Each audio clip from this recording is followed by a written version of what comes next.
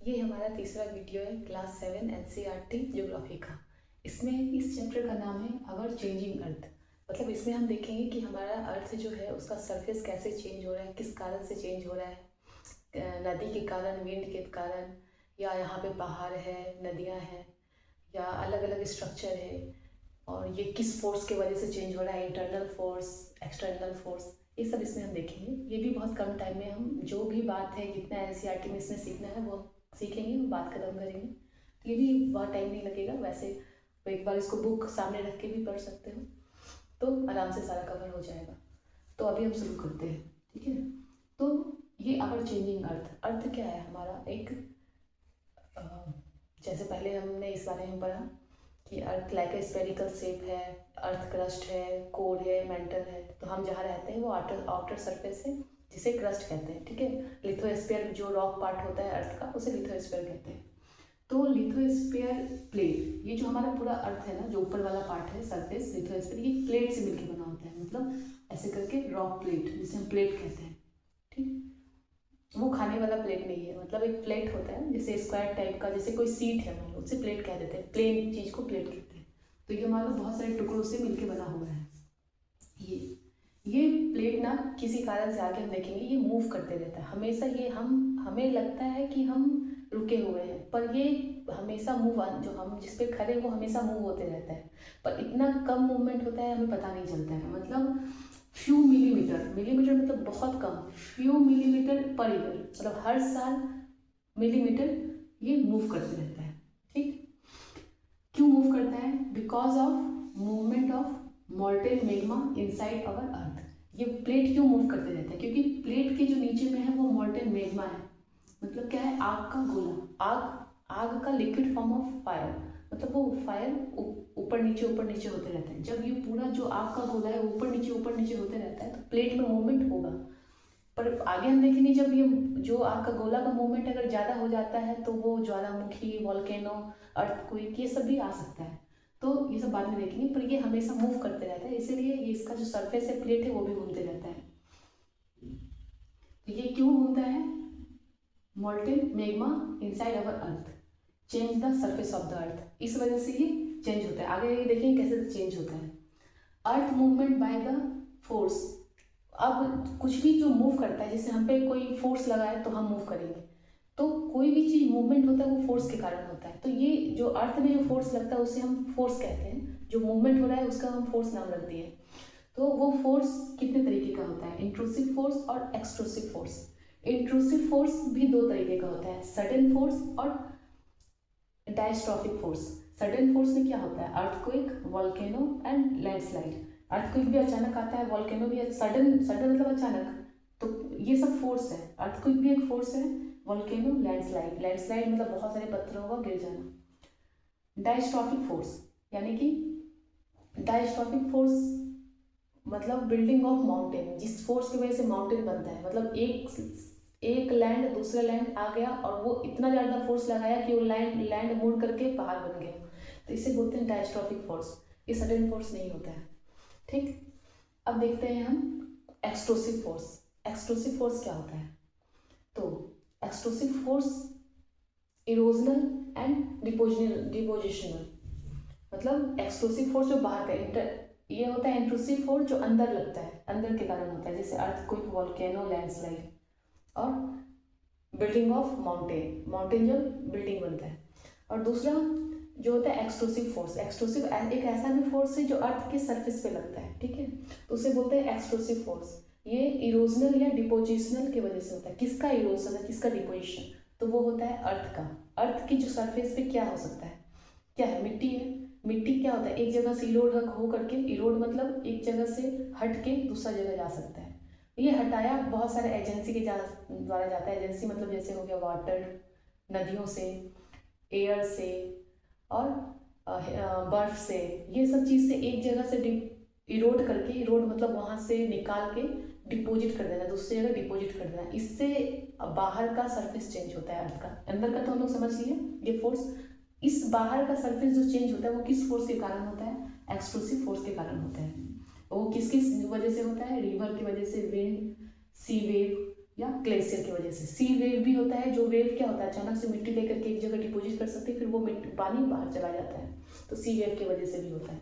तो ये था इंट्रूसिव और एक्सट्रूसिव फोर्स। अपने मन से भी आप जो आपको समझ में आ रहा है वो लिख सकते हो, यहाँ भी जो लिखा हुआ है अगर समझ में आ रहा है तो लिख सकते हो। खुद से लिखोगे तो वो कंसंट्रेशन ज़्यादा रहेगा, ज़्यादा समझ में आएगा। तो यहाँ तक समझ में आ गया। अब हम देखते हैं जो आपके बुक में है, अर्थक्वेक, वोल्केनो और अर्थक्वेक, ये क्या होता है।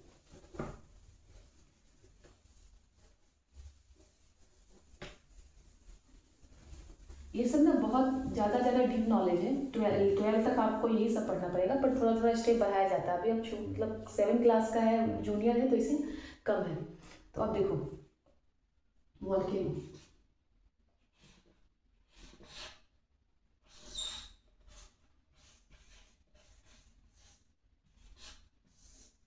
वोल्केनो क्या होता है, तो ये मान लो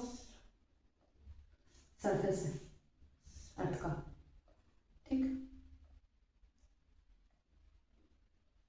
ये अंदर में एक वेंट होता है, एक नली होता है, जिसे बोलते हैं वेंट। ये क्रिएटर, बताते हुए क्या होता है ये सब, क्रिएटर। और इसके अंदर मेग्मा चलता रहता है, मान लो सरफेस है, इसके अंदर मेग्मा चलता रहा, इसे बोलते हैं हम मेग्मा चेम्बर, मैग्मा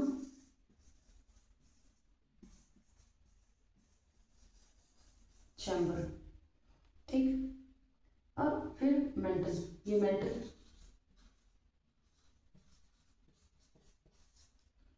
ये crust,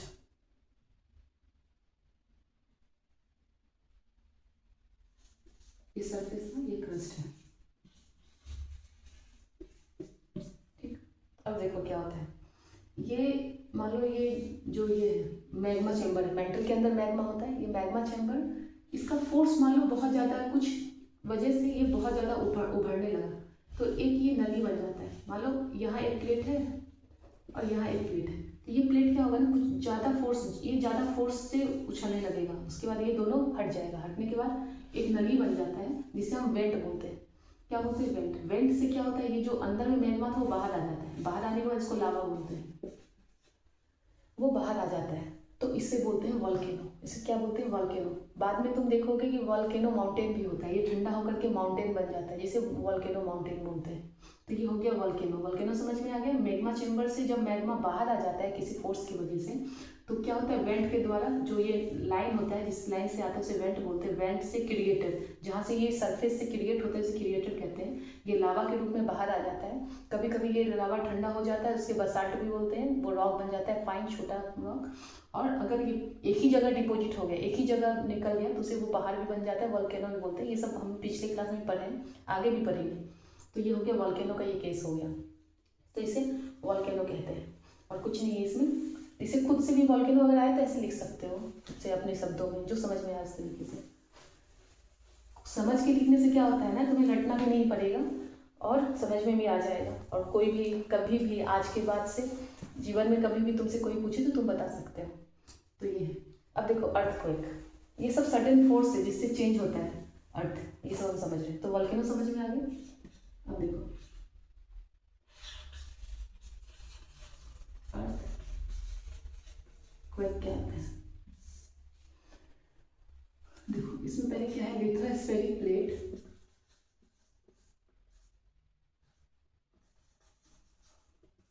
lithospheric plate move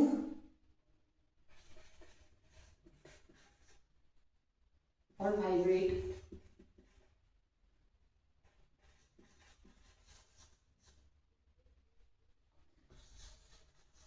due to certain force inside the earth, force by the inside of earth, and this movement inside earth, and this movement या vibration travel all around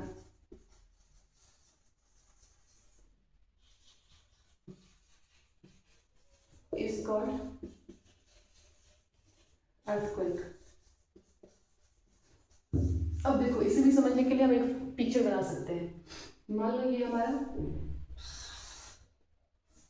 surface है, ठीक, सब plate से मिलके बना होता है, और ये प्लेट है, ठीक। कहीं से ओरिजिन हुआ अर्थक्वेक का, कुछ अंदर में कुछ अनबैलेंस्ड हुआ, जिससे कि एक वेव के रूप में आता है। मान लो अंदर का रॉक जो है वो रॉक आपस में वाइब्रेट करने लगा, अंदर वाला रॉक होने के कारण एक वेव निकलता है। वेव मतलब एनर्जी। बाद में देखोगे P wave, S wave, L wave, 3 तरीके का वेव होता है, पर अभी तुम्हें ये सब नहीं पढ़ना। बस ये याद रखना जो अर्थक्वेक का जो एनर्जी वो वेव के रूप में आता है। वेव के रूप में आया नहीं, वो एक एनर्जी आया। अब एनर्जी क्या होगा, ये प्लेट है ना, प्लेट का मूवमेंट ज़्यादा मूवमेंट होने लगेगा प्लेट में। जहाँ से ये शुरू हुआ था, ये कारनामा जहाँ से शुरू हुआ था, इसे फोकस कहते हैं, इनसाइड द अर्थ। फोकस कहाँ होता है, इनसाइड द अर्थ, इनसाइड। अब जहाँ ये वाइब्रेट होके वेव जहाँ अगर सरफेस पे पहुंचा तो इसे कहते हैं ईपी सेंटर, ईपी सेंटर, ठीक। ये किस रूप में आता है, वेव आता है, वेव। ये पी वेव भी होता है, प्राइमरी, सेकेंडरी और सरफेस एल वेव, 3 तरीके का वेव होता है। फिर ये क्या होता है, इसका जो असर है, ईपी सेंटर का असर, ये इधर उधर फैलता है। इसका कुछ लिमिटेड एरिया होता है, उधर फैलता है, तो इधर ज़्यादा इफेक्टिव होता है अर्थक्वेक। जहाँ जहाँ इसका जितना दूर तक फैलेगा वहाँ इफेक्टिव अर्थक्वेक आएगा। इसे रिक्टर स्केल से भी मेजर करते हैं कि इसका मतलब ये देखते हैं कि कितना ज़्यादा डैमेज किया, उस स्केल को नापते हैं। क्योंकि इसका प्रिडिक्शन का, अर्थक्वेक का प्रिडिक्शन का कोई तरीका नहीं है, पहले से प्रिडिक्ट नहीं किया जा सकता है।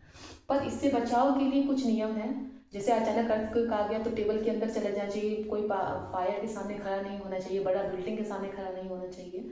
तो इस तरीके का कुछ प्रिकॉशन है जो हम ले सकते हैं, पर इसका पहले से प्रिडिक्शन करना थोड़ा मुश्किल है। कुछ लोग पहले के ज़माना में, अभी भी एनिमल के कुछ मूवमेंट से, एनिमल जैसे कि फिश बाहर आने लगता है, नदी से उछलने लगता है, या सांप या कीड़ा मकोड़ा सब बिल से बाहर आने लगता है, कुछ प्रिडिक्ट कर लेते हैं लोग कि अभी अर्थक्वेक आने वाला है एनिमल के मूवमेंट से। पर इसे पहले से कोई साइंटिफिक तरीका नहीं है वो इसका ये करने का। तो इसे रिश्टर स्केल्स का डैमेज कितना हुआ वो देखते हैं इससे।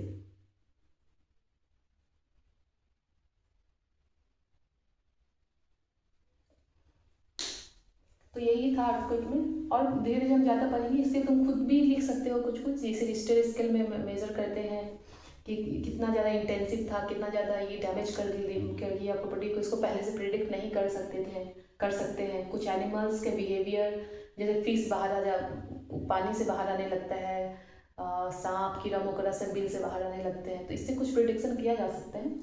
और इससे बचाव के लिए भी बहुत सारे तरीके हैं, ये सब आप लिख सकते हो, ये फोटो बना सकते हो क्या होता है अर्थक्वेक, ये लिख के मतलब 1 पेज का तो हो ही जाएगा, आराम से कर सकते हो।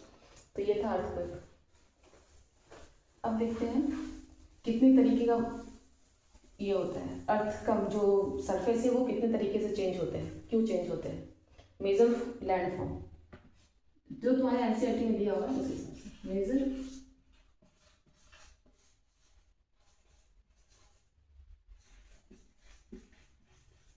लैंडफॉर्म, ठीक।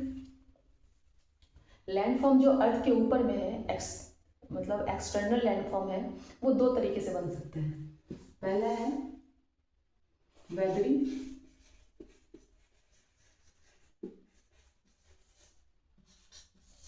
दूसरा है इरोजन। वेदरिंग मतलब होता है ब्रेकिंग, मतलब टूटना, breaking of rock.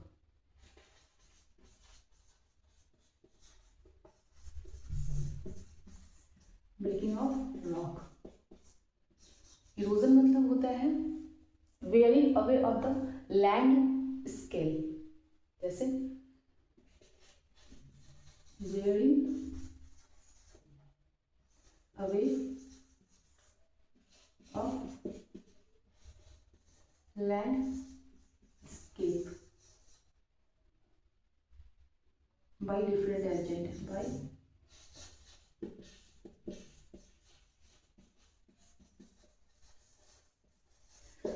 External change जो होता है सरफेस पृथ्वी के ऊपर दो तरीके से हो सकता है। एक होता है वेदरिंग। वेदरिंग मतलब कोई पत्थर टूट गया किसी चीज़ से, मान लो पानी पानी गया, कुछ केमिकल रिएक्शन हुआ, वो पत्थर टूट गया।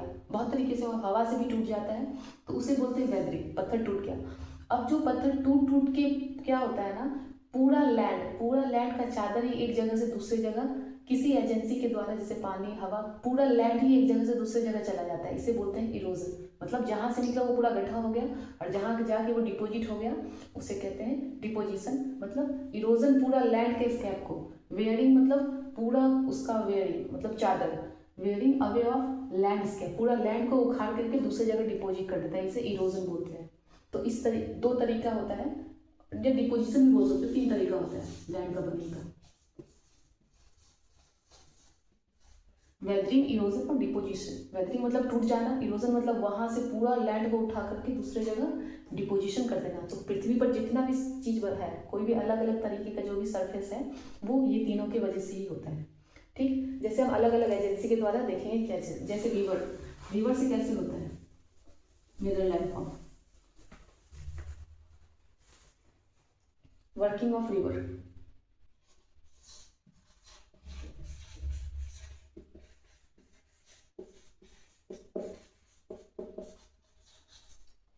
वर्किंग ऑफ रिवर, रिवर का क्या काम है, मान लो ये पहाड़ है, ये पहाड़ से पानी आया, जब बर्फ पिघलता है तो पानी आता है, पानी आके इसको ब्रेक कर दिया, मतलब ये पार्ट को, उधर से भी बहुत सारा कुछ सिल्ट लेकर के आया था, सिल्ट लेकर के आया, फिर यहाँ को जमा कर दिया, फिर यहाँ जमा करते गया, ये प्लेन बनते गया, फिर ये मियांडर होते गया, मियांडर होकर के ये एक्सबो लेक भी बन जाता है, ऑक्सबो लेक। एक्सबो लेक मतलब होता है कि पानी से हट जाता है, थोड़ा सा वाटर बॉडी ही वाटर से हट जाता है, क्यों, डिपोजिशन के कारण। यहाँ जाम हो गया तो अपना दूसरा जगह रास्ता ले लेता है पानी, और ये यहाँ से हट करके एक लेक बन जाता है, पानी जमा हुआ पानी बन जाता है, क्योंकि डिपोजिशन के कारण। यहाँ से उठा के लेके आया, यहाँ डिपोजिट हो गया, ये रास्ता ब्लॉक हो गया, ये अलग से एक पानी का जगह बन गया, तालाब बन गया, लेक बन गया, फिर ये अपना मियंडरिंग, इसे मियंडरिंग कहते हैं। ऐसे मियंडरिंग ज़्यादा तेज हो जाता है प्लेन में, क्योंकि यहाँ से तो वो धीरे सीधे बह रहा था, फिर धीरे धीरे डिपोजिशन के कारण मियंडरिंग हो जाता है, इसे मियंडरिंग कहते हैं।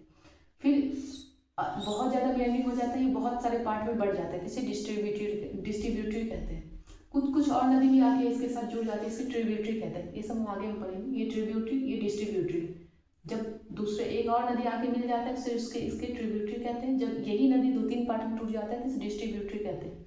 फिर ये डिस्ट्रीब्यूटरी के साइड में बहुत सारा डिपोजिशन रहता है, इसे डेल्टा बनता है यहाँ पर, जिसे हम पिछले क्लास में पढ़े थे। डेल्टा, वर्ल्ड का सबसे बड़ा डेल्टा कहाँ है, सुंदरबन डेल्टा है वेस्ट बंगाल में, तो वहाँ पे अलग अलग मैंग्रोव फॉरेस्ट भी होते हैं।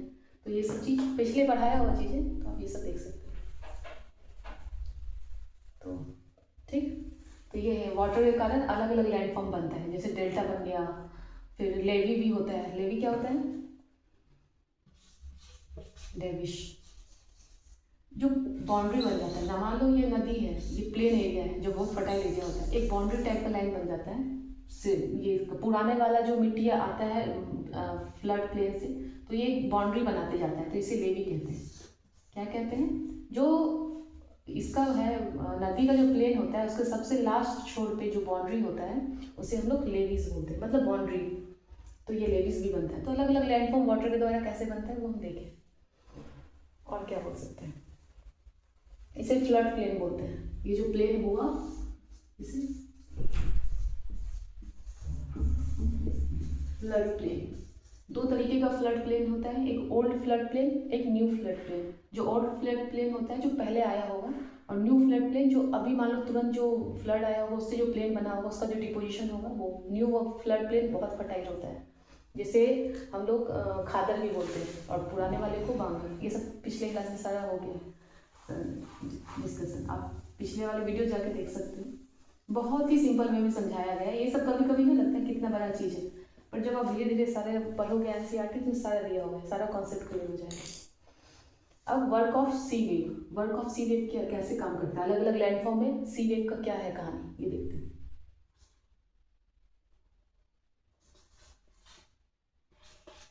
वर्क ऑफ सी वेव,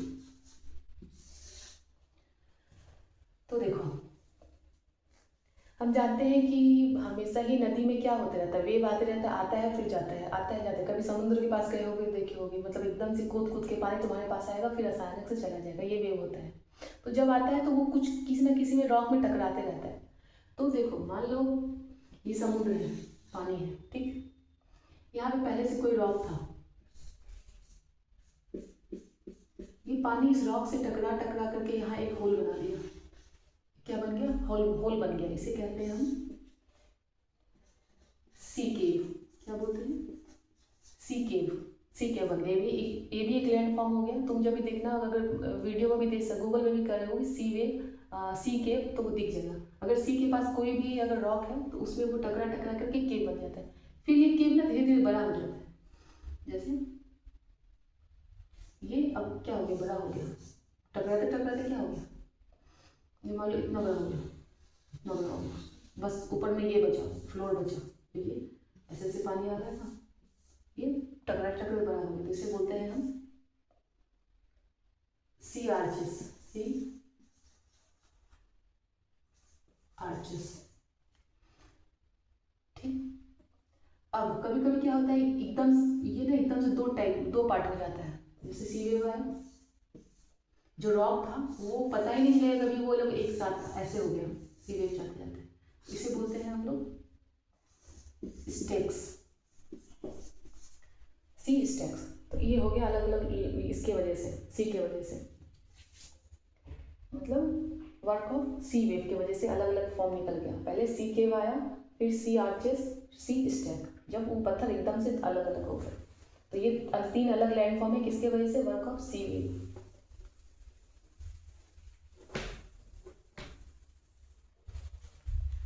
अब देखो वर्क ऑफ आइस।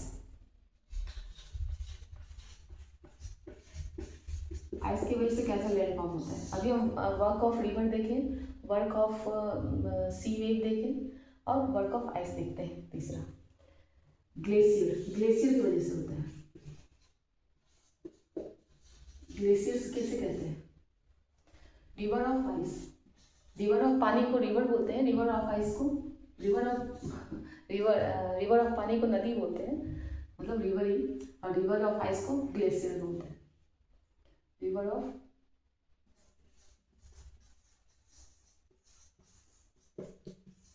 ग्लेशियर बोलते हैं। ग्लेशियर के कारण ही अलग अलग डिपोजिशन, मतलब अलग अलग लैंडफॉर्म भी बनता है, जिसे हम लोग ग्लेशियर मॉरेन्स भी बोलते हैं। जैसे कि एक लैंडफॉर्म, मान लो ये पहाड़ है,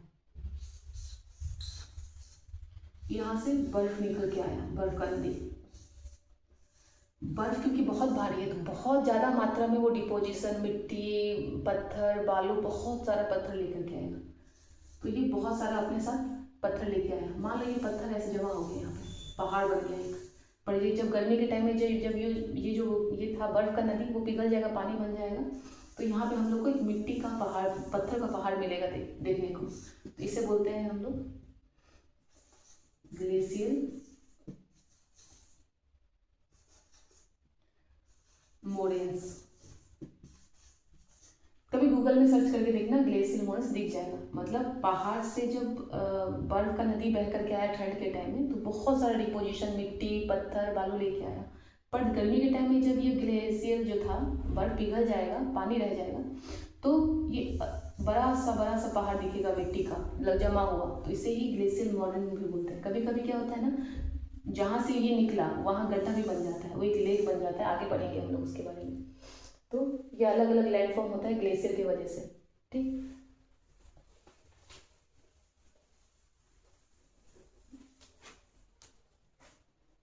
अब विंड की वजह से कैसा बनता है, सरफेस कैसे चेंज होता है, हम लोग इसके बारे में और भी डीप पढ़ते जाएंगे। 8, 9, 10, 11 में सबसे ज़्यादा डीप पढ़ेंगे।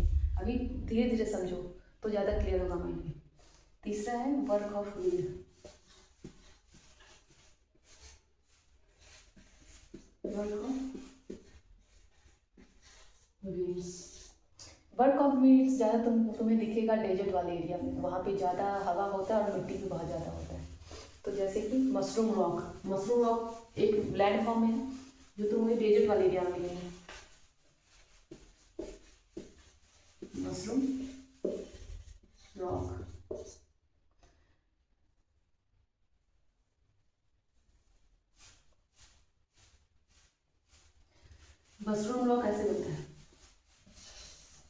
नीचे वाला जो चीज़ है ना वो हट जाएगा। कोई रॉक था खड़ा बहुत दिन बाद, नीचे वाला इरोड हो गया और ऊपर वाला बच गया, तो इसे मशरूम रॉक बोलते हैं। क्यों? क्योंकि wind Erode the lower section of the rock more than the upper section। कोई पूछे कि ये मशरूम रॉक क्यों बना, पहले ऊपर वाला क्यों नहीं, नीचे वाला क्यों नहीं बचा, ऊपर वाला हट जाता? नहीं, क्योंकि विंड जो होता है ना वो किसी भी रॉक के लोअर पोर्शन को जब पहले इरोड करता है। हवा जितना ऊपर जाएगा उतना ही तो कर पाएगा ना, तो वो इतना ऊपर गया, मान लो फिर ठंडा हो गया, तो वो जितना ऊपर गया उतना इरोड करेगा ही। हवा इरोड करता है पत्थर को, नीचे वाला ज़्यादा करता है इरोड एज कंपेरिजन टू ऊपर, क्योंकि जैसे जैसे हवा ऊपर जाता है ठंडा होते जाता है, तो वो बैठ जाएगा, वो ज़्यादा ऊपर नहीं जा पाएगा, तो उससे इसको ऐसे हॉरिजॉन्टली इरोड करके बाहर ऊपर वाला बच जाता है। इस वजह से ये मशरूम रॉक बन गया है। फिर सैंड ड्यून, तुम्हें सैंड ड्यून भी मिल जाएगा। इसका वर्क है, वर्क ऑफ विंड के वजह से जो लैंड फॉर्म होता है, एक तो मशरूम रॉक का लैंड फॉर्म दिख जाएगा और दूसरा dune, sand dune.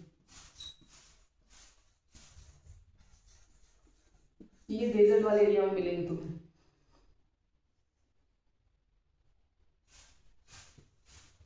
Sand dune क्या होता है? जब एक जगह से उठा करके दूसरी जगह मिट्टी चला जाता है हवा के द्वारा, तो तब सैंड ड्यून बनता है। सैंड ड्यून बहुत तरह के होते हैं, देखेंगे बाद। फिर लॉसेस, नॉइसेस, इसे क्या कहते हैं? Deposition in large area.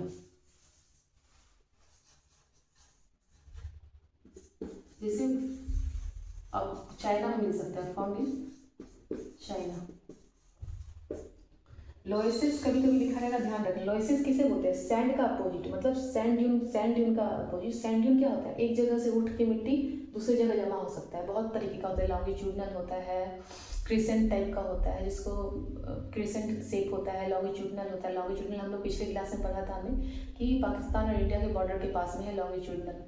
Crescent type maximum मिलता है हमें इधर राजस्थान में, जैसलमेर की साइड है। और लॉसेस क्या होता है? जहाँ से वो सैंड ड्यून निकला वहाँ एक गड्ढा बन जाता है, तो उसे लॉसेस बोलते हैं। तुम्हें वहाँ चाइना में मिलेगा इसको, तो इसको तुम गूगल में सर्च करके देखना लॉसेस क्या होता है। तो डिपोजिशन इन लार्ज एरिया, ठीक, इसको लॉसेस कहते हैं। बहुत ज़्यादा एरिया में अगर डिपोजिशन हो गया तो उसे अगर मैंने ये कह दिया हो कि जहाँ से निकल जाता है वो नहीं, अगर कहीं से निकल करके बहुत सारा मात्रा में जमा हो जाता है तो उसे लॉसेस कहते हैं।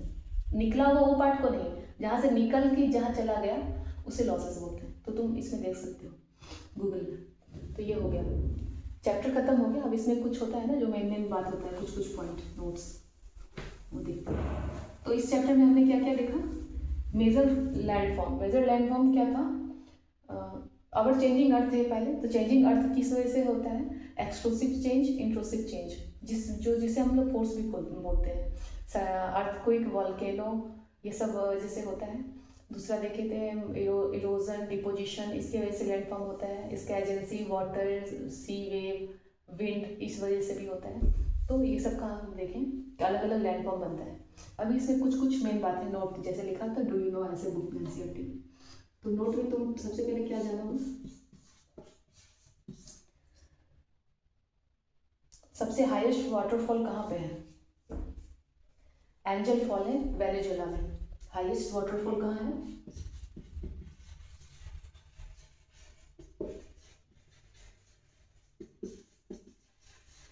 हाईएस्ट वाटरफॉल किसका नाम है? एंजल। एंजल तो याद ही रहेगा, एंजल।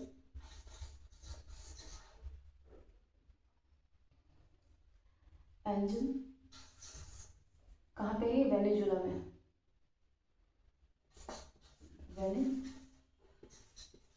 वेनेजुएला कहाँ पे है? तुम मैप पे शो करना, चलो बता देते हैं। ये है साउथ अमेरिका में। साउथ अमेरिका, वेनेजुएला कहाँ पे है ये तुम लोकेट करना अपनी बुक में, अपने मतलब जो ये होगा मैप बुक होगा उसमें। दूसरा है नायग्रा फॉल, यूएसए में। सेकेंड ये है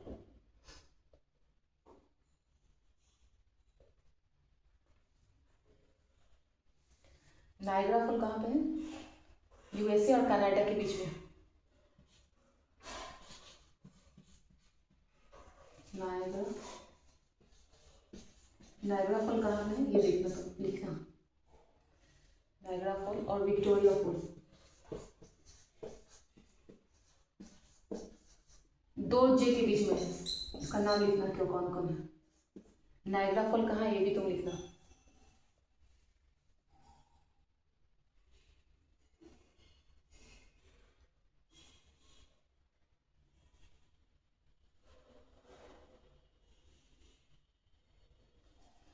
फिर अर्थक्वेक को जो मेजर करने वाला मशीन से क्या कहते हैं, अर्थक्वेक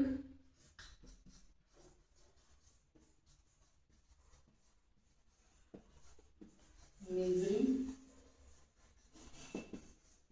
मशीन। इसका इंटेंसिटी को, इंटेंसिटी जो मेजर करते हैं तो उसका नाम है रिच्टर स्केल। एक और स्केल होता है वो तुम कमेंट में बताना, रिच्टर स्केल। अगर वो लेस देन 2 हो तो उतना ज़्यादा इनइफेक्टिव, ज़्यादा इफेक्टिव नहीं होता है, नॉट मोर इफेक्टिव।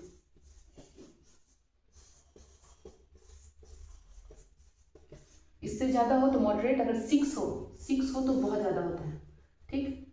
और ये क्या मेजर करते हैं, सिस्मोग्राफिक। सिस्मोग्राफिक भी उसी को बोलते हैं, अर्थक्वेक के वेव को सिस्मोग्राफिक वेव। कहीं सिस्मो लिखा रहे तो इस कंफ्यूज मत होना।